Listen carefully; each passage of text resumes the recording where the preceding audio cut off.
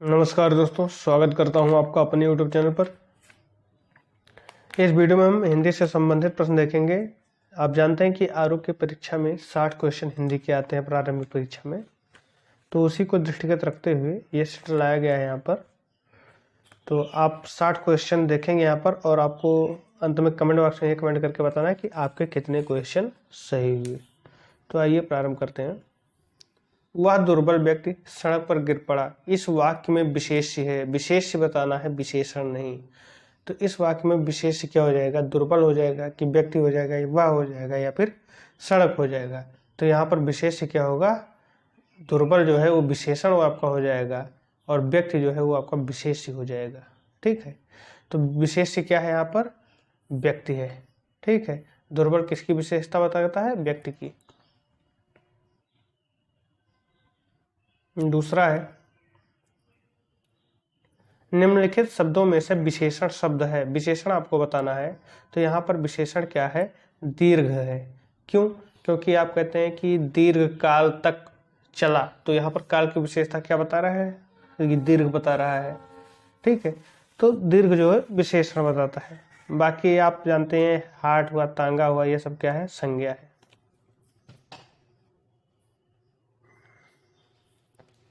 राम धीरे धीरे चलता है उपर्युक्त वाक्य में क्रिया विशेषण है। क्रिया विशेषण क्या होता है? जो क्रिया की विशेषता बताए, जो शब्द। तो यहाँ पर धीरे धीरे जो है वो चलने की विशेषता बताता है, इसलिए क्रिया विशेषण क्या हो जाएगा? धीरे धीरे। एक एक शब्द में किस प्रकार का संख्यावाचक विशेषण है? एक एक दर्शाता क्या है? प्रत्येक या अलग अलग चीजों का या हर एक का। ठीक है, तो यहाँ पर एक एक शब्द जो है वो क्या है? प्रत्येकवाचक है, संज्ञावाचक विशेषण। भली भांति किस प्रकार का क्रिया विशेषण है? तो भली भांति जो है वो आपका एक तरीके से विधि बताते हैं, रीति बताता है। या अगर हम क्वेश्चन किसी वाक्य में करते हैं कैसे, तो वहां पर आपको क्या पता चलता है कि ये है आपका रीतिवाचक विशेषण है। यहाँ पर कहाँ पर किस रीति से हो रहा है? तो जैसे मैं भली भांति परिचित हूँ, तो रीति या विधि जब होता है तो वहां पर आपका रीतिवाचक विशेषण होता है। भली भांति में क्या है? रीतिवाचक विशेषण है। निम्नलिखित में से किस वाक्य में गलत विशेषण प्रयुक्त हुआ है? यहाँ हम सारे वाक्यों को पढ़ेंगे।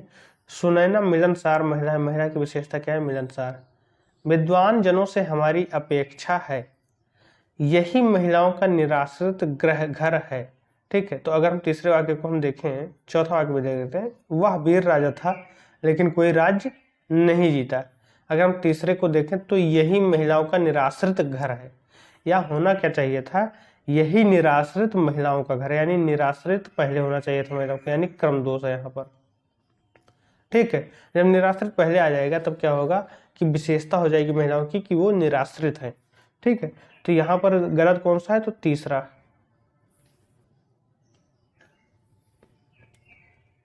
सार्वजनिक विशेषण के कितने भेद हैं? तो सार्वजनिक विशेषण के 4 भेद हैं।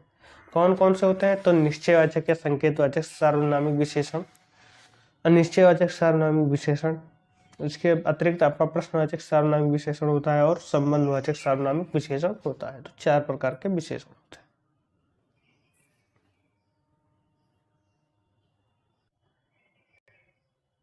बेचारा वह कर भी क्या सकता था, इस वाक्य में विशेषण है। ठीक है, तो विशेषता कौन सा बता रहा है? तो बेचारा बता रहा है। वह के आगे क्या है? वह तो सर्वनाम है आपका। बेचारा क्या बता रहा है? सर्वनाम की विशेषता यहाँ पर बता रहा है, तो विशेषण क्या है? बेचारा है। निम्नलिखित शब्दों में से विशेषण शब्द है। विशेषण क्या है? तो भार देखिए क्या है आपका? संज्ञा है। मुख भी आपका संज्ञा है। मिठास आपका संज्ञा है। लेकिन मासिक जो है वो आपका विशेषण है। कैसे? जैसे कहते हैं कि मासिक पत्रिका निकलती है, तो पत्रिका की विशेषता क्या है? कि वो मासिक है। तो क्या हो जाएगा? मासिक विशेषण हो जाएगा।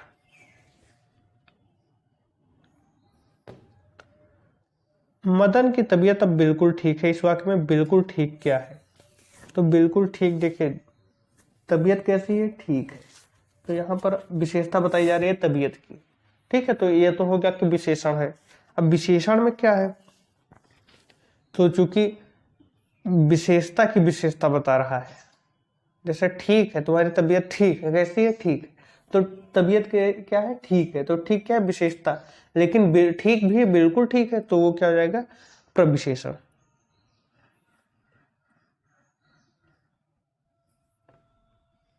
नीचे दिए गए विकल्पों में से तत्सम शब्द का चयन करिए। तो आप देखें तो गुलाब, घर, बादल, ये तीनों क्या है, तद्भव शब्द हैं। तत्सम इसमें से कोई नहीं है। नेक्स्ट अगर हम देखते हैं तो क्या है, नीचे दिए गए विकल्पों में तद्भव शब्द का चयन कीजिए। तो तद्भव आपका बक क्या है, तत्सम है। मुंह क्या है, ये तद्भव है। कर्म तत्सम है, प्रलाप आपका तत्सम है। इसमें मुख क्या है, तद्भव है।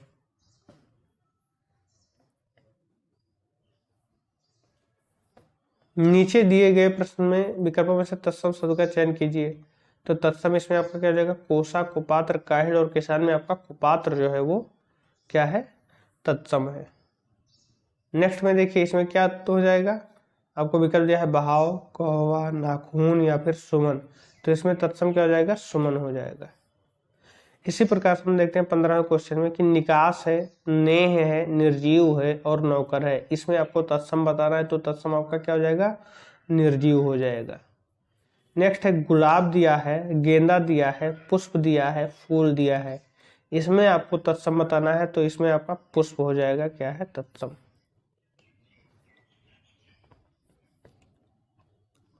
नेक्स्ट है आपका अश्रु है, रेडियो है, पगड़ी है और कान है। तो इसमें तत्सम आपका क्या हो जाएगा, अश्रु हो जाएगा। आम है, ओज है, कपूर है, हंसी है। तो इसमें आपका तत्सम क्या हो जाएगा, तो ओज हो जाएगा। नेक्स्ट है अचरज है, इज्जत है, आम है, आश्चर्य। इसमें भी आपको तत्सम बताना है, तो आश्चर्य हो जाएगा। फिर सींग है, विवाह है, डंडा है, छेद है। इसमें अगर तत्सम बताना हो तो आपका विवाह हो जाएगा। तो इस तरीके से हमने तत्सम तत्वों के 10 क्वेश्चन देख लिए। आगे बढ़ते हैं। अब वाक्य को शुद्ध बताना है, क्या वाक्य शुद्ध है। देखिए, पहले किसी अन्य को ही भेजने का विचार था। हम चारों वाक्य यहाँ पर पढ़ेंगे और जो सबसे सटीक शुद्ध लगेगा उसी को हम टिक करेंगे। क्या है कि पहले किसी अन्य को ही भेजने का विचार किया था। फिर क्या है कि पहले किसी अन्योन्य को ही भेजने का विचार किया था। ये अन्योन्य मतलब एक दूसरे पर आश्रित होता है। तीसरा है पहले किसी अन्यत्र को ही भेजने का विचार किया था। अन्यत्र मतलब दूसरी जगह। चौथा क्या है कि पहले किसी दूसरे को ही भेजने का विचार था। तो चौथा वाक्य जो है वो सर्वाधिक शुद्ध वाक्य है। आप पढ़ेंगे तो आपको दूसरा तीसरा तो वैसे ही पता चलेगा गलत है। पहले और चौथे में कंफ्यूजन हो सकती है, तो अन्य के बजाय हम दूसरे का प्रयोग करेंगे।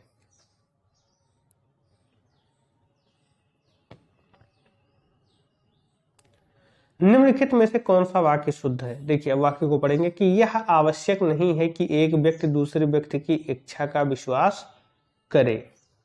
ठीक है, तो ये शुद्ध है, शुद्ध है।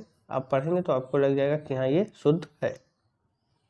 दूसरा है कि आवश्यक नहीं है कि यह कि एक व्यक्ति दूसरे व्यक्ति की इच्छा का विश्वास करे। ठीक है, आवश्यक नहीं है यह कि, जबकि होना क्या चाहिए था कि आवश्यक नहीं है कि एक व्यक्ति दूसरे व्यक्ति की इच्छा का विश्वास करे। आवश्यक नहीं है कि एक व्यक्ति दूसरे व्यक्ति की इच्छा का विश्वास करे।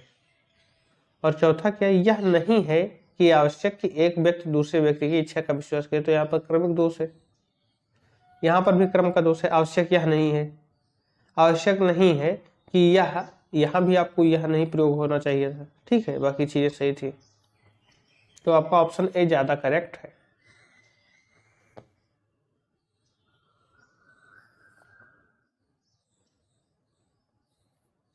यहाँ आपको शुद्ध वाक्य बताना है। निम्नलिखित वाक्य में से कौन सा वाक्य शुद्ध है।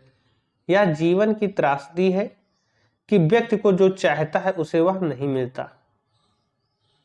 ठीक है, यहाँ पर त्रासदी पर ध्यान कर लीजिएगा। यह जीवन की गंभीरता है कि व्यक्ति जो चाहता है उसे वह नहीं मिलता। यहाँ गंभीरता को भी सर्कल बना लीजिए। यह जीवन की विडंबना है कि व्यक्ति जो चाहता है उसे वह नहीं मिलता है। तो यहाँ पर विडंबना शब्द सही प्रयोग किया गया है, तो ये आपका सही है। ठीक है, तो तीसरा सही है, बाकी कोई नहीं सही। चौथा देख लेते हैं कि यह जीवन की घोर शत्रुता है। यहाँ पर घोर शत्रुता ही अपने आप में असत्यता दिखा रहा है कि यह अशुद्ध है। ठीक है, आगे चलिए। निम्नलिखित में से कौन सा वाक्य शुद्ध है? प्रस्तुत पंक्तियां इसी काव्य रचना से ली हैं, ली गई होना चाहिए। प्रस्तुत पंक्तियां इसी काव्य रचना से ली गई हैं, ये सही है। प्रस्तुत पंक्तियां इसी काव्य रचना से प्राप्त की गई हैं, ये भी गलत है। प्रस्तुत पंक्तियां इसी काव्य रचना से ली हैं, ये भी गलत है। तो आपका दूसरा सही हो जाएगा। ठीक है, ऑप्शन दूसरा ये सही हो जाएगा। नेक्स्ट है, निम्नलिखित में से कौन सा वाक्य शुद्ध है? सीता की चरित्र अच्छा है, तो की चरित्र नहीं होता है। ठीक है, का चरित्र होता है। फिर दूसरा है, सीता का चरित्र अच्छी है, चरित्र अच्छा होता है, अच्छी नहीं होता है। तीसरा है, सीता का चरित्र अच्छा है, ये सही है। चौथा है, सीता की चरित्र अच्छी है, ये गलत है। तो यानी 1 2 गलत और 4 गलत है, तीसरा सही है। ठीक, शुद्ध वर्तनी वाला शब्द हमें लिखना है। अन्यथा है, अन्यथा है, अन्यथा है, अन्यथा है। तो अन्यथा होता है, जानते ही आप लोग। शुद्ध वर्तनी वाला शब्द है दुंदुभी है, दूंदुभी है, दुंदुभी और दुंदुभी। इसमें सही क्या है? तो दुंदुभी होता है। ठीक है, दुंदुभी होता है, दुंदुभी। दोनों पर आपका छोटा ऊ का मात्रा है।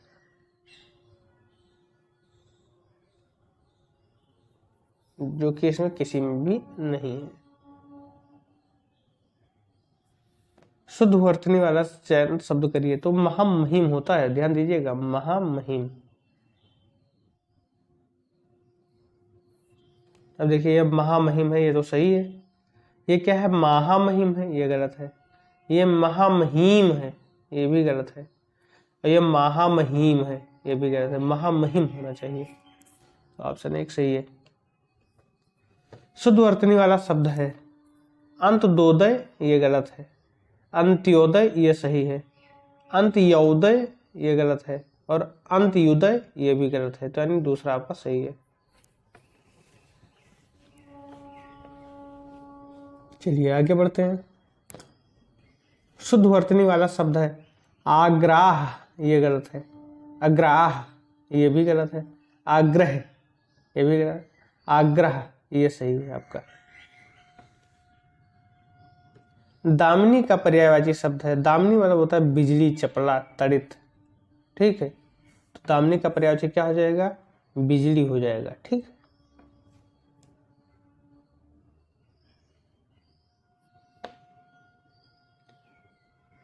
अरि का पर्यायवाची शब्द है अरि के ऊपर टूट पड़ा, यानी शत्रु के ऊपर टूट पड़ा।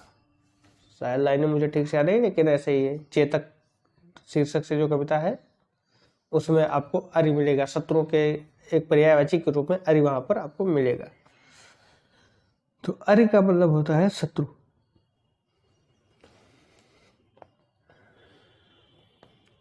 स्तन्य का पर्यायवाची है, स्तन्य का पर्यायवाची शब्द है आपका दूध।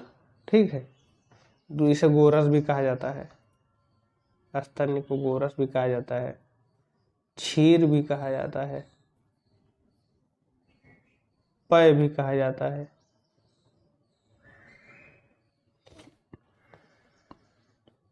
दर्प का पर्यायवाची शब्द है, दर्प मतलब होता है घमंड। ठीक है, तो अहंकार हो जाएगा इसका पर्यायवाची शब्द। नेक्स्ट है घनश्याम का अर्थ है काला बादल। ठीक है, श्याम मतलब काला, घन मतलब बादल।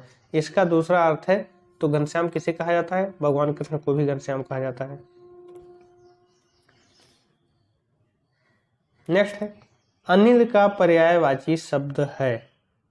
अनिल का पर्यायवाची शब्द क्या है? तो हवा होता है अनिल, मतलब या समीर होता है, या पवन कह सकते हैं हम।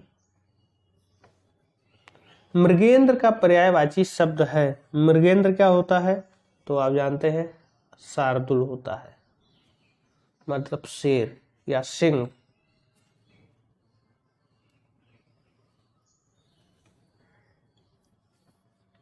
नेक्स्ट है आपका प्रसून पर्यायवाची शब्द है। प्रसून जो है वो किसका पर्यायवाची शब्द है? तो प्रसून आपका अनुकूल का पर्यायवाची शब्द है। नेक्स्ट है कबूतर का पर्यायवाची शब्द है। कबूतर का जो पर्यायवाची शब्द है वो आपका क्या है? पारावत है।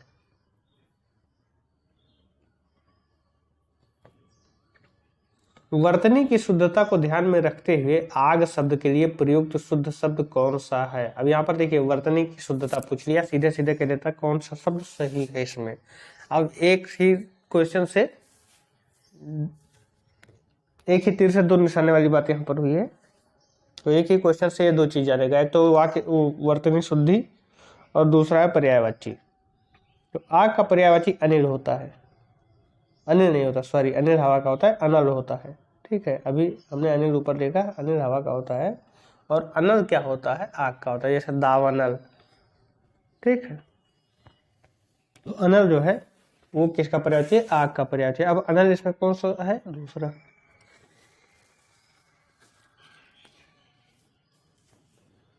ठीक है, बढ़ते हैं नेक्स्ट क्वेश्चन की ओर। अनुकूल का सही विलोम है। अनुकूल का सही विलोम आपका क्या हो जाएगा? प्रतिकूल।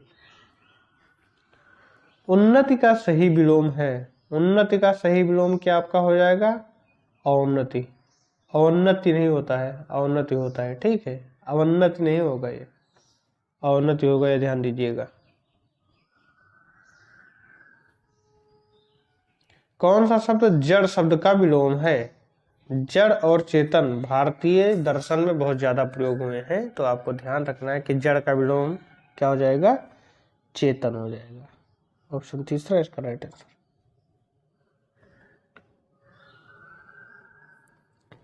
साकार का विलोम शब्द है। साकार का विलोम क्या होता है? निराकार। ये बहुचर्चित शब्द है, आप जानते ही हैं, तर्क वितर्क में सदैव प्रयोग होता है। ईश्वर साकार है या निराकार है। अस्थावर का विलोम है। अस्थावर का विलोम शब्द क्या हो जाएगा? तो अस्थावर का विलोम आपका हो जाएगा जंगम। तिमिर। तिमिर का विलोम शब्द है, तिमिर मतलब अंधकार होता है, तो अंधकार का विलोम क्या हो जाएगा? प्रकाश। ऑप्शन सी इसका राइट आंसर हो जाएगा। अवनति का विलोम शब्द है। अभी आपने देखा कि उन्नति का विलोम अवनत और अवनति का विलोम उन्नति हो जाएगा, यानी ऑप्शन तीसरा इसका राइट आंसर हो जाएगा। नेक्स्ट है सुबोध का विलोम शब्द है। सुबोध का विलोम हो जाएगा आपका दुर्बोध।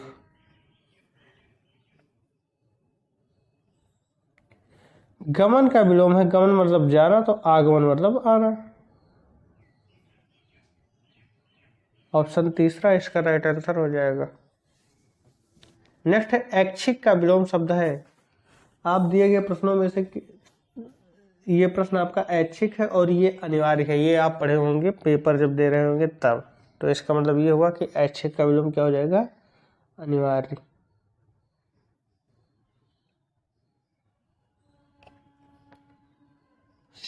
समय की दृष्टि से अनुकूल के लिए सही शब्द है। यहाँ पर हमें सही शब्द बताना है, तो क्या हो जाएगा? समयानुकूल। 15 दिन में एक बार छपने वाली पत्रिका को क्या कहा जाता है? तो उसे हम पाक्षिक पत्रिका कहते हैं।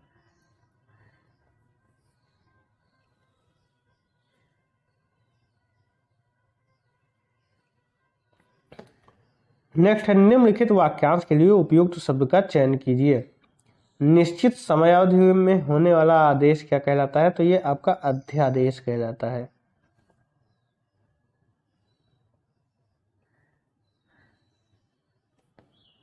थोड़ा जानने वाला के लिए एक शब्द क्या है? थोड़ा जानने वाला है आपका अल्पज्ञ।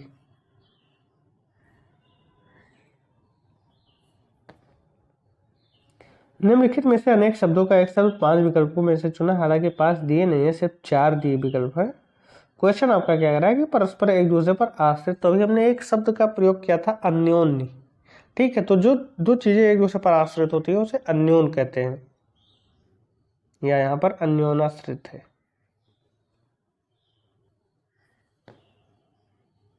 नीचे दिए गए वाक्य के लिए एक शब्द का चयन कीजिए। वह स्थान जो पृथ्वी, चंद्रमा, सूर्य आदि लोगों के मध्य स्थित है, तो उसे हम अंतरिक्ष कहते हैं। क्या? सॉरी, यहाँ आकाश लग गया है, उसे हम क्या कहेंगे?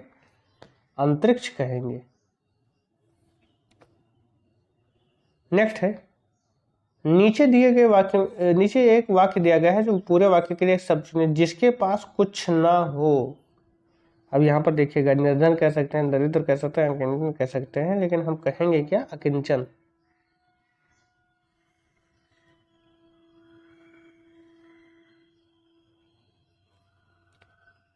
निम्नलिखित